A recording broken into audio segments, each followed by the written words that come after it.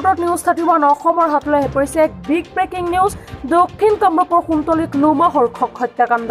ঘৰত আবদ্ধ কৰি ডেগাৰেৰে হানি খুচি নিৰ্মমভাৱে হত্যা কৰে শামছুল হক নামৰ যুৱক এজনক। বকুৰ টাঙোনবাৰী গাঁৱত সংঘটিত হৈছে এই ঘটনা। চুবুৰীয়াৰ চুৰহাপ আলী নামৰ লোক এজনৰ সৈতে সংঘটিত কৰিছে এই হত্যাকাণ্ডৰ ঘটনা।